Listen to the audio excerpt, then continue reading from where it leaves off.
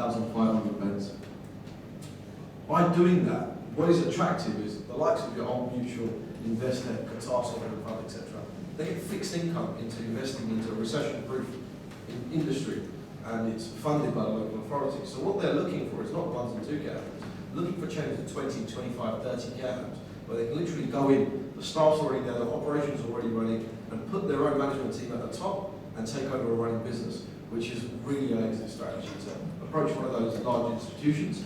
They're starting to approach us already. We could also float as a business. The possibility is definitely there.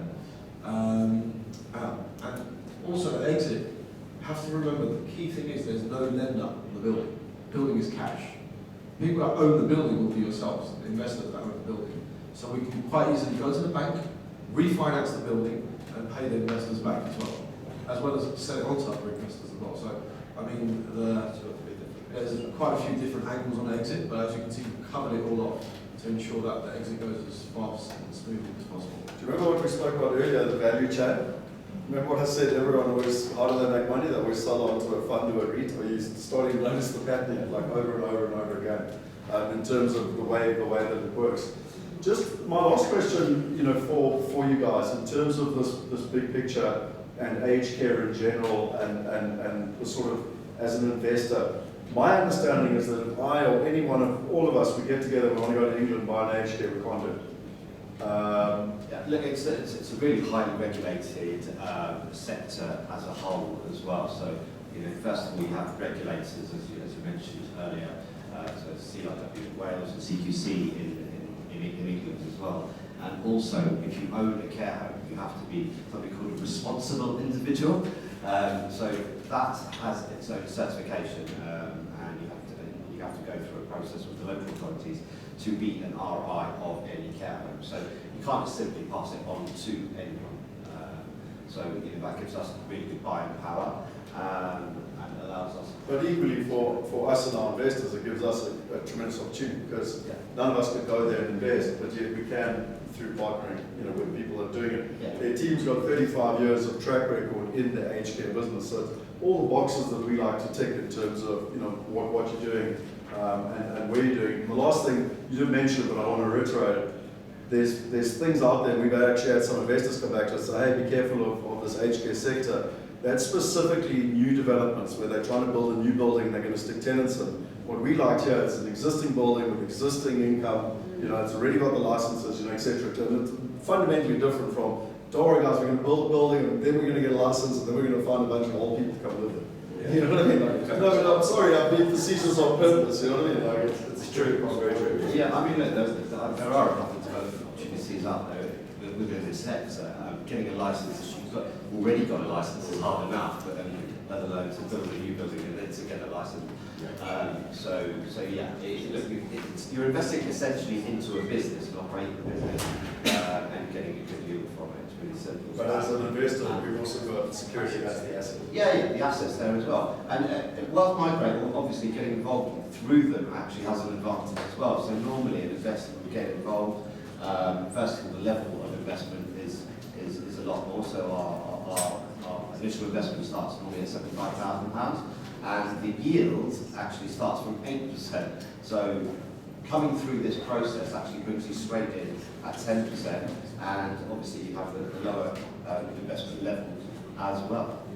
I have a question. Do you have a waiting list of people that are going to come and stay in their home? Waiting, yeah. I mean, we have block contracts with the local authorities and the local hospitals. So what we really are, we're a private business in between the hospitals and the home, right? So the NHS have, as we mentioned before, we are preferred suppliers. So yes, there is a waiting list in regards to that. But it's quite important to understand the geographic sense of the care homes as well. So people in the care homes normally are from that area as well. So families can come and see them.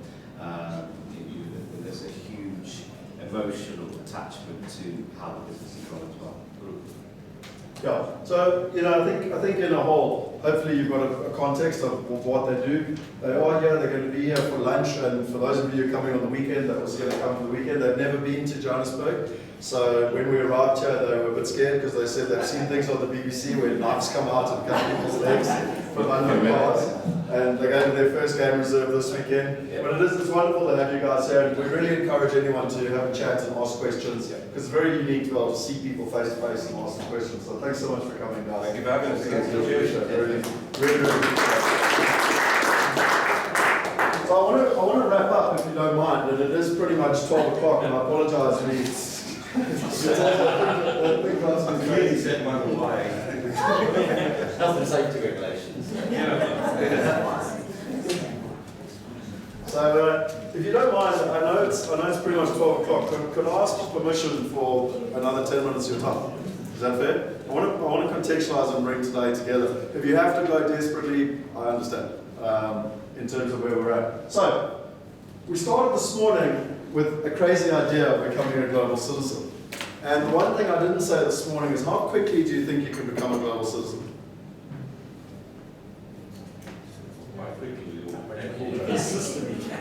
I believe it's literally a click of the finger.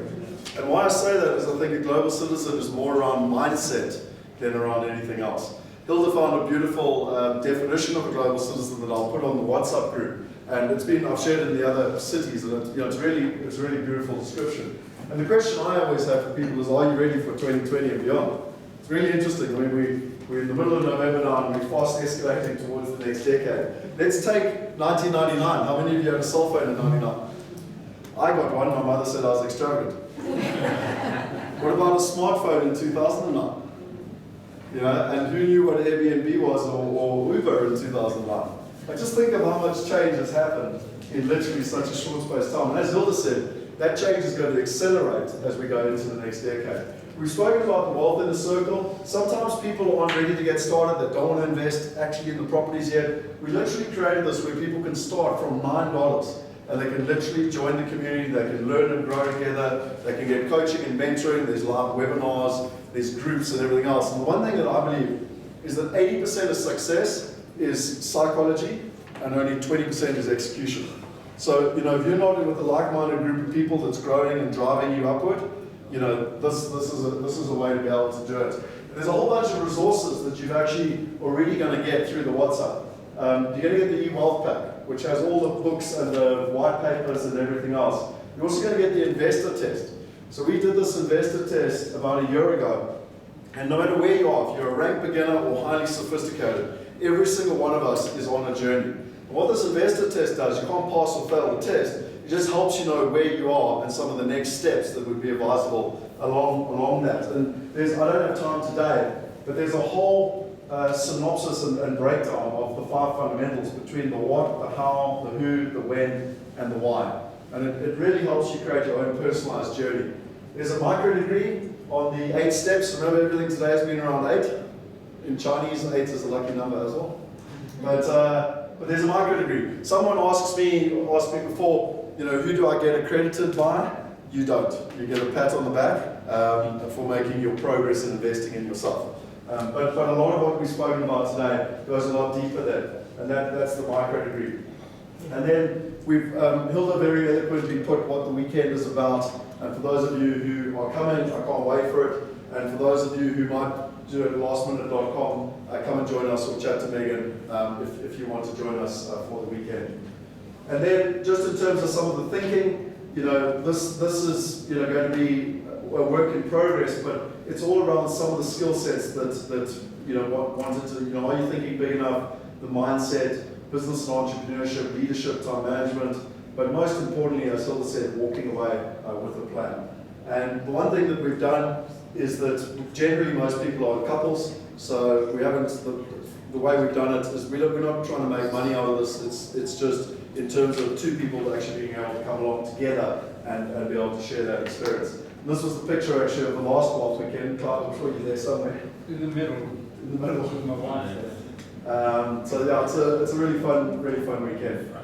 In terms of the actual deals, you know, we've hopefully been through the deals today. One thing Lyndon didn't mention is he's making significant progress with a number of really experienced partners around the world, because we want to keep bringing great partners like RB Cairns, etc., so we can keep building and diversifying. Because I believe in terms of diversification, it's not just about asset classes, countries, it actually is also about partners.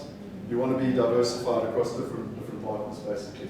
And then lastly, something we started in 2014 was most people only get to invest in a company, once it IPOs, like a Facebook or an Amazon. And something we started in 2014 was where people could move up the value chain and they could actually invest in the company as a shareholder. So not in a deal, but actually in the company. And our internal lingos, we call that a wealth partner. And I wanted to finish with a couple of slides here, just for a little bit of a context of a view into the future. Do you know who Ronald Wayne is? Anyone? Apple go ahead and make it. Yeah, he's the one that sold it. So he's the third shareholder of Apple. He sold his 10% in Apple in 1976 for $2,300. That's now worth $70 billion.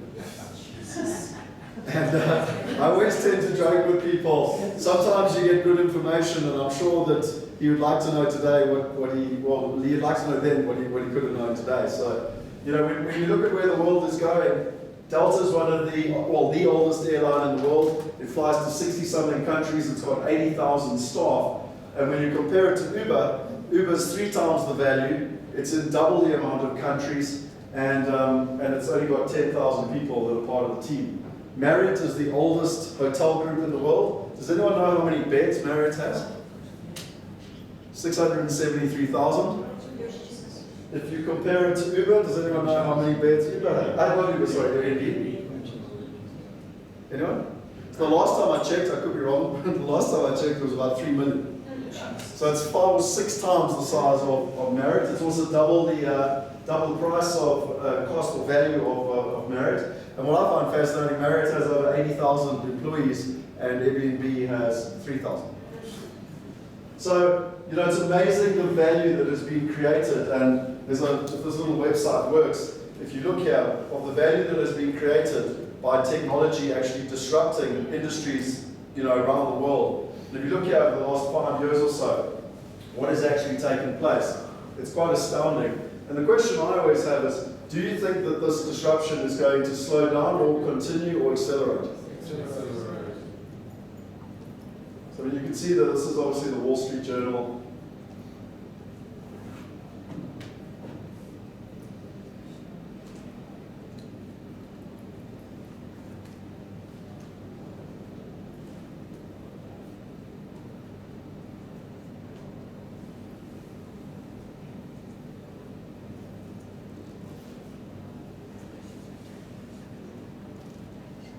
I think you get the point.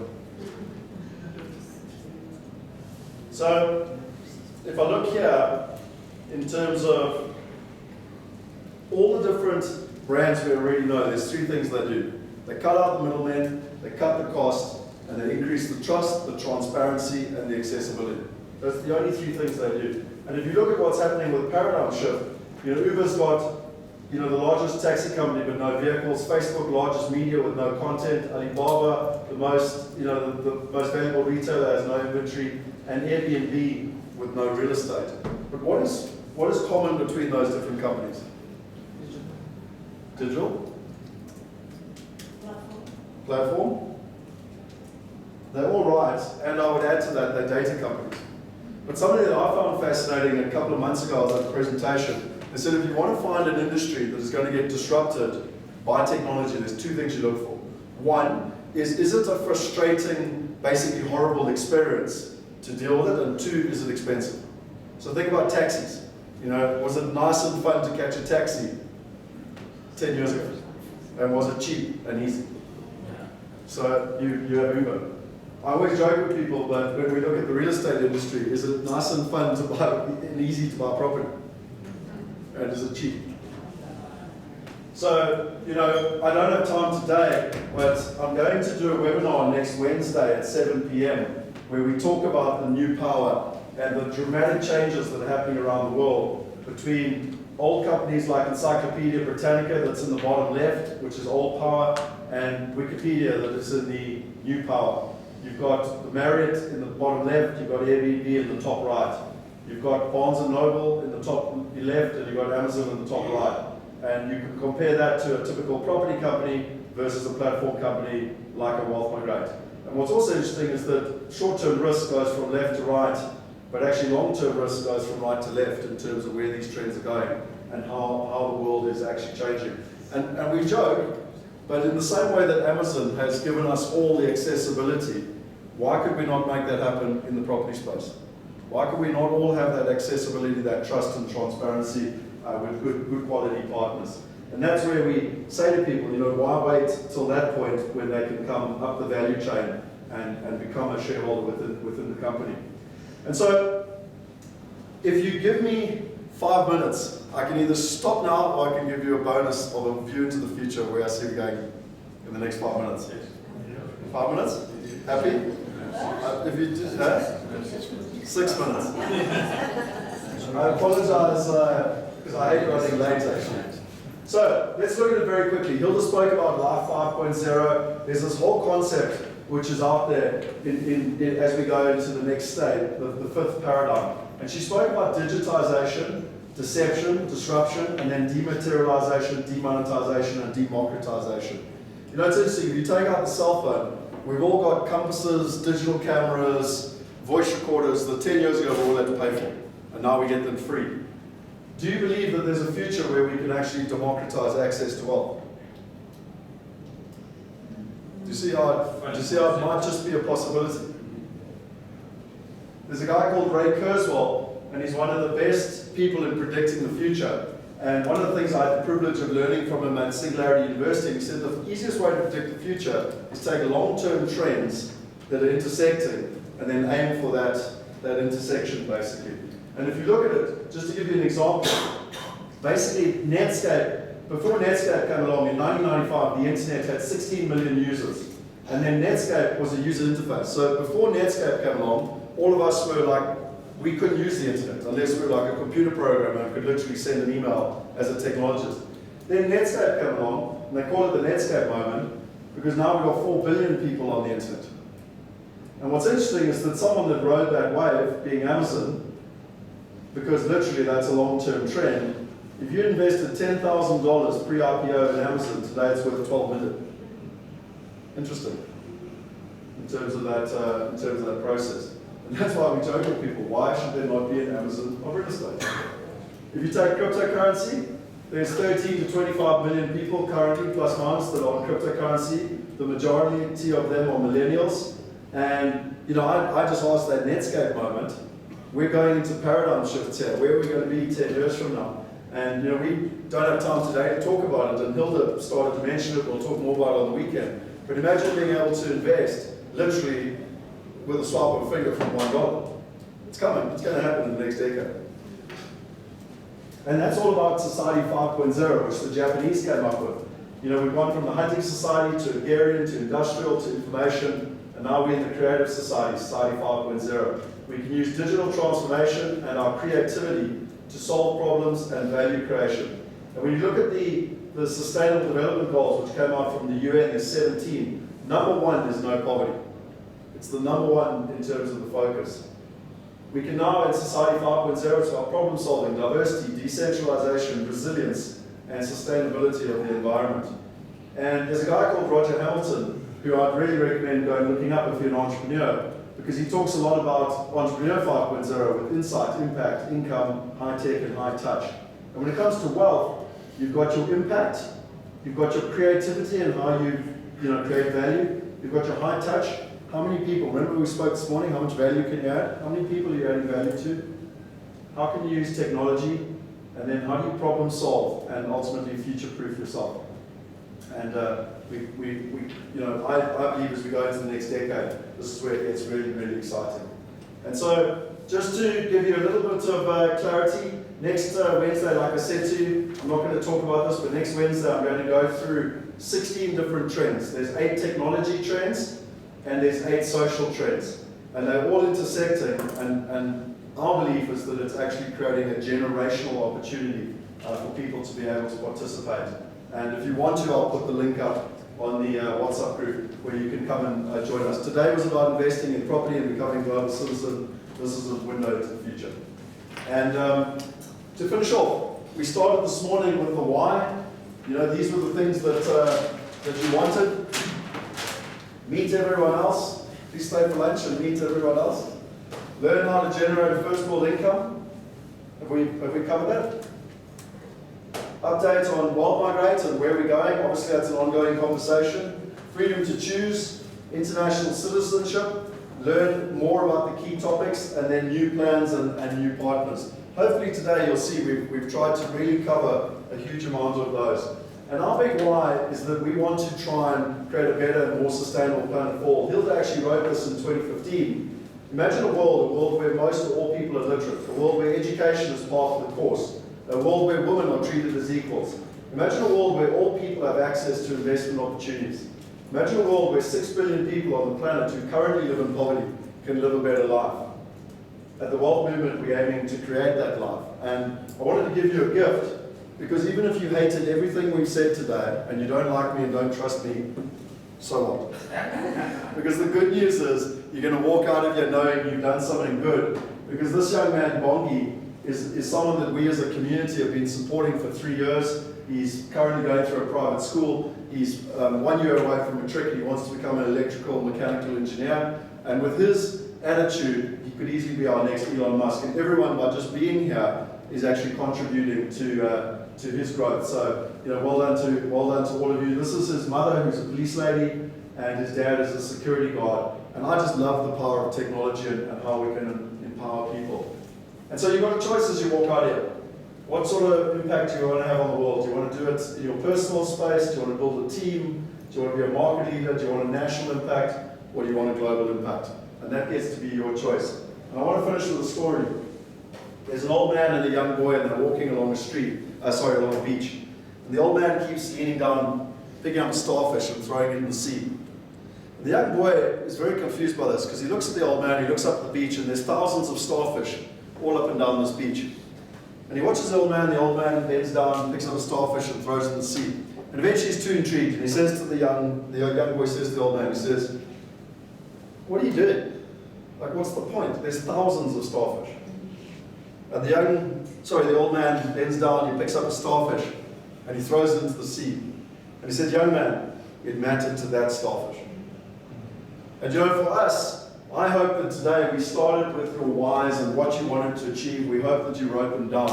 We want to empower 1 billion people, but it starts with one person at a time. And I hope that we've added value to you. And if we have, my only request is that you go out there and tell others about it. And I'll tell you why, because I'm sick and tired of negative South Africans, which is why we put this whole event together, so that we could empower people so that they could take control as we go into the next decade. So I really want to thank you for your time. I really ask you, we've got lunch outside, you're welcome to stay for lunch. If you need to chat to the partners, if you want to come for the weekend, we'd love to have you there. But most importantly, please go out of here with a smile on your face as a proud South African, and let others know that we do have hope. Thank you.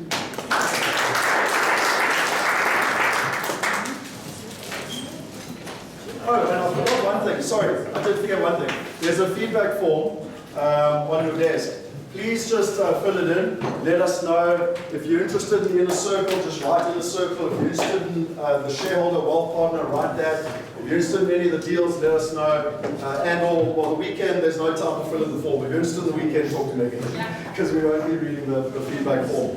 And the reason for the forms is that we want to personalize it. If you say, "I only want England," we only want to send you England and not want to send you America. Does that make sense? Otherwise, thank you for your time. Really appreciate it.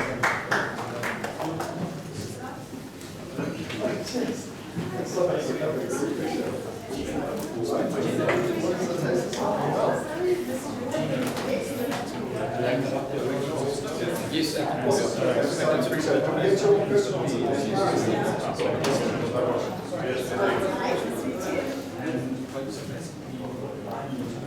So if you wanted to just do that. Thanks for coming. Sit down for lunch if you want to. Okay, no problem.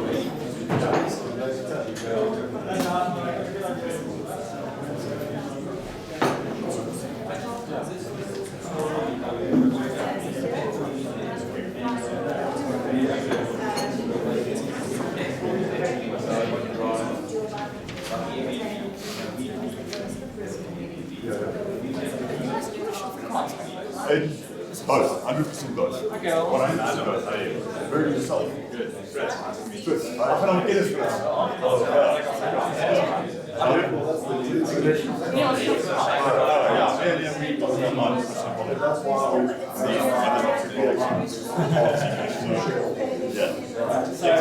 so we're very excited for the future. And yeah, like I mentioned, It seems like it's a lot for the next 10 years. We just need to find the best ways to Because